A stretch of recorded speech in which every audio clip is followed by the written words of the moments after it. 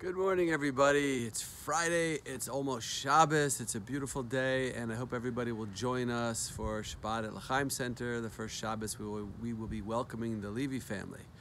You know, there's a remarkable couple lines in this week's Torah portion. There's actually two Torah portions this week, Parshas Matot and Maseh. They go together, and with that, we finish the book of Numbers, and we enter into the book of Deuteronomy. And there's a couple of lines there, which every time I read them, I'm just blown away. And they don't stand out as being majorly significant, but you'll see why I think they're so powerful, and they really teach us what it means to be a Jewish leader and to care about the Jewish people in the deepest sense. Moshe is told very simply by God, Moshe, here's what I want you to do. Go to war, wage a war, fight a war against the Midianite nation, and when you are done, you will be gathered to your people. In other words, God is saying to Moshe, get ready, get your army together, you're going to go fight this war, and you know what's going to happen as soon as this war ends? Your time will come, and you will pass away, and you will die.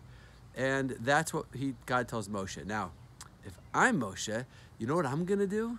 I'm going to take my time fighting that war, because I just got some interesting news. I just found out that in this story, I don't die until this war is fought. So maybe, take a few days, take a few weeks, organize the army. Maybe we need some new training. Maybe we need some new weapons. Slow it down. Take your time, because after all, as soon as this war is fought, that's the end of my life. And I want to keep going, so I would slow it down. The next verse is one of the most awesome verses in the Torah. You know what the next verse says? The next verse says, Moshe immediately went out and he gathered the troops and he put together the army and he assembled the soldiers and he assembled the battalions and he went out and fought the war. Meaning Moshe did not waste a second. He did not waste any time whatsoever, even though he knew and he understood that as soon as this war was over, so would be his life. But why did he do it? Because he cared more about the people that he led than he did about his own power and his own life.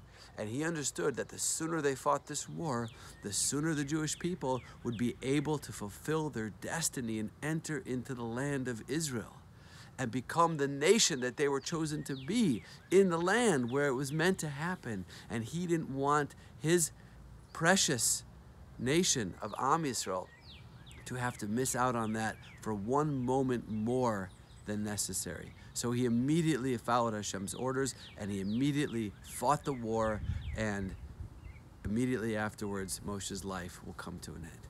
So I found that to be so powerful, and it really speaks so much. To be a leader means you have to put the needs, the desires, the wants of the people that you're leading before yourself, before your own need for power and before your own personal needs. And that's the truth when it comes to great leadership. And thank God we have been blessed with Moshe and many, many other great people like that. But in our own lives too, we're all leaders. Even if you're not the leader of a nation or the leader of an army or the leader of a people, but we are leaders. We're leaders in our homes. We're leaders in our communities. And we have to always keep that message in mind, that it's not about us. It's not about our needs. It's not about our power. It's about the people that we serve. And we all are leaders, and we all can take a wonderful lesson from this remarkable verse describing Moshe's decision to go to war immediately after finding out that he would die afterwards. Have a great Shabbos, everybody. Looking forward to seeing you all, and Shabbat Shalom.